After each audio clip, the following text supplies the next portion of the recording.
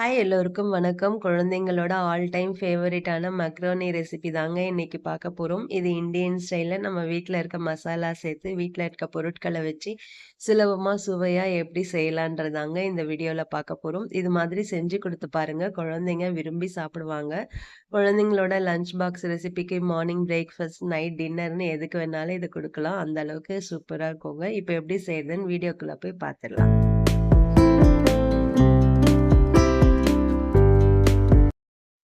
முதல்ல மக்ருனி வேக வச்சுக்கலாங்க. இதுக்கு ஒரு கடாயில நான் 2 கப் அளவுக்கு தண்ணி சேர்த்திருக்கேன். 1 கப் அளவுக்கு மக்ரோனி எடுக்கிறேன். அத இதுல சேர்த்துக்கலாங்க. அதுக்கு முன்னாடி மக்ரோனி வேகும்போது ஒண்ணோட ஒண்ணு ஒட்டி பிடிச்சுக்காம இருக்கிறதுக்கும், அதுல கொஞ்சம் சுவை கூட வர்றதுக்குமே அதுல கொஞ்சமா உப்பு சேர்த்துக்கலாம். சேர்த்துட்டு 1 ஸ்பூன் அளவுக்கு எண்ணெய் சேர்த்துக்கோங்க. நீங்க நெய், வெண்ணெய் எதுனாலும் சேர்த்துக்கலாம். தண்ணி நல்லா கொதிக்கட்டுங்க. இது கொதிக்கும்போது இது கூடவே 1 கப் அளவுக்கு நான் மக்ரோனி சேர்த்துக்கிறேன். சேர்த்துட்டு அடுப்ப மீடியம் ஃப்ளேம்லயே வச்சு நல்லா கொதிக்க விடுங்க. மக்ரோனி நல்லா சாஃப்ட்டா வெந்து வர வரைக்கும் வேக வச்சுக்கலாம். நம்ம இதுல எண்ணெய் சேர்க்கறதுனால ஒண்ணோட ஒண்ணு ஒட்டி பிடிச்சுக்காதுங்க. நல்லா உதிரி உதிரியா கிடைக்கும். இப்ப நல்லா கொதிச்சிட்டு இருக்கு. ஒரு மக்ரோனி எடுத்து செக் பண்ணிக்கோங்க வெந்திருக்கான்ட்டு. இப்ப இது நல்லா வெந்து வந்திருக்கு. இது கரெக்ட்டான பக்குவம். இப்ப கேஸ் ஆஃப் பண்ணிட்டு மக்ரோனிய நல்லா தண்ணி வடிச்சு இது மாரி ஒரு ஃபில்டர்ல வடிச்சு எடுத்துக்கோங்க. நல்லா தண்ணி வடியட்டும். இப்போ மக்ருனி ரெடி பண்ணிடலாம். அதுக்கு அடுப்புல ஒரு பேன் வச்சுட்டு, இதில 2 டேபிள் ஸ்பூன் அளவுக்கு வெண்ணெய் சேர்த்துக்கிறேன். நீங்க வெண்ணெய்க்கு பதில் எண்ணெய் கூட யூஸ் பண்ணிக்கலாம். ஆனா வெண்ணெய் சேர்த்து செய்யும்போது தான் அந்த டேஸ்ட் நல்லா கிடைக்கும்.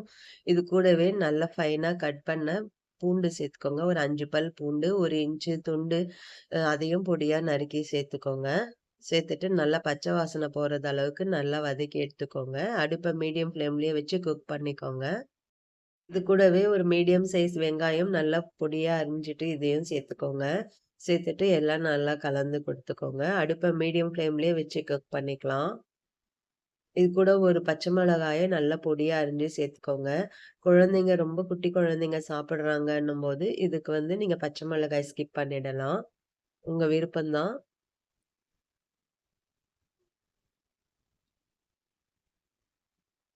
சேர்த்துட்டு மறுபடியும் நல்லா கலந்து கொடுத்துக்கோங்க. நான் இன்னைக்கு பச்சை கலர் குடைமிளகாய் சேர்த்துக்கிறேன். உங்ககிட்ட சிகப்பு கலர், எல்லோ கலர் எது இருந்தாலும் நீங்க சேர்த்துக்கலாம். உங்க விருப்பம் தான். கேரட்டு அது மாதிரி என்ன காய்கறி நீங்க சேர்க்கிறீங்களோ சேர்த்துக்கலாம். நான் இன்னைக்கு பச்சை கலர் குடைமிளகாய பாதி குடைமிளகாய நல்லா கட் பண்ணிட்டு சேர்த்துக்கிறேன்.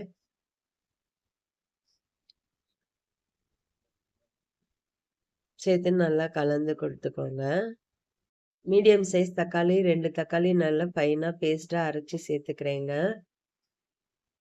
நீங்க பெரிய தக்காளியா இருந்தா 1 சேர்த்து அரைச்சுக்கோங்க. நல்லா ஃபைனா அரைச்சுட்டு இதோடயே சேர்த்து நல்லா கலந்து குடுத்துருங்க. அடுப்ப மீடியம் ஃப்ளேம்லயே வச்சு குக் பண்ணிக்கோங்க.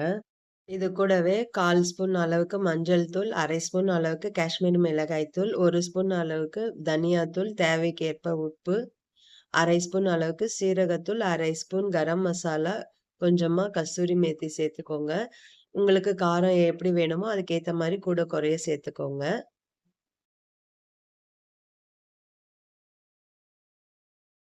நான் காஷ்மீரி மிளகாய் தூள் சேர்த்திருக்கிறதுனால நான் 1/2 ஸ்பூன் சேர்த்திருக்கேன். ஏற்கனவே நம்ம பச்சை மிளகாய் சேர்த்திருக்கோம், குடை மிளகாய் சேர்த்திருக்கோம். அதனால நீங்க காரம் கொஞ்சம் பார்த்து சேர்த்துக்கோங்க. சேர்த்துட்டு எல்லாத்தையும் மசாலா கரிஞ்சிராம நல்லா லோ ஃப்ளேம்லயே வச்சு குக் பண்ணிக்கோங்க.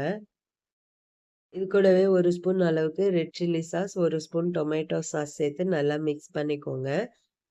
இது வேண்டான்னா நீங்க ஸ்கிப் பண்ணிடலாம். ரொம்ப காரமா இருக்கும் அப்படின்னு நினைச்சீங்கன்னா, நீங்க ஸ்கிப் பண்ணிடலாம். நம்ம வெண்ணெயிலே சேர்த்து செய்யறதுனால அந்த அளவுக்கு காரம் பெருசா இருக்காதுங்க. இப்ப இந்த மசாலாலாம் கரிஞ்சிராம நல்லா அடுப்பு லோ ஃப்ளேம்லயே வச்சு குக் பண்ணிக்கோங்க. இதோட பச்சை வாசனை போறது அளவுக்கு மட்டும் ஒரு 1/4 கப் அளவுக்கு தண்ணி சேர்த்துக்கலாம். தண்ணி நெறைய சேர்த்துற வேண்டாம். சேர்த்து எல்லாம் நல்லா கலந்து குடுத்துருங்க. மசாலாவோட பச்சை வாசனை போட்டும். அதுவரைக்கும் இத குக் பண்ணிக்கலாம். ஒரு 5 நிமிஷம் லோ ஃப்ளேம்லயே வச்சு குக் பண்ணிக்கோங்க.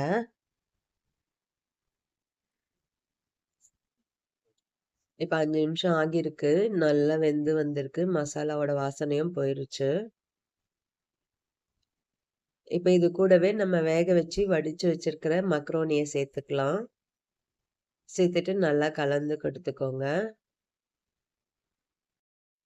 மக்ரோனியோட எல்லா பக்கமும் மசாலா படுறது அளவுக்கு இது மாதிரி நல்லா கலந்து எடுத்துக்கோங்க. அடுப்ப லோ ஃப்ளேம்லயே வச்சு கலந்துக்கோங்க. நான் இன்னைக்கு 1 ஸ்பூன் அளவுக்கு சீஸ் சேர்த்துக்கிறேன். நீங்க வேண்டான்னா ஸ்கிப் பண்ணிடலாம். குழந்தைங்களுக்கு இது மாரி சீஸ் சேர்த்து குடுக்கும்போது நல்லா விரும்பி சாப்பிடுவாங்க.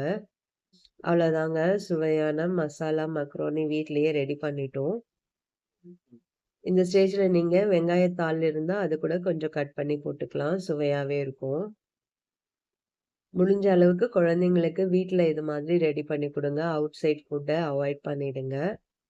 நம்ம நல்லதா செஞ்சு குடுத்தோம்னா நல்லாவும் சாப்பிடுவாங்க. நான் இன்னைக்கு கொஞ்சமா கொத்தமல்லி இலைகள சேர்த்துக்கிறேன். சூப்பரா ரெடி பண்ணிட்டோங்க. இந்தியன் ஸ்டைல்ல வீட்ல இருக்க பொருட்கள வச்சு மசாலா மக்ரோனி. ரொம்ப டேஸ்ட்டா இருக்குங்க. கட்டாயமா நீங்களும் செஞ்சு பாருங்க.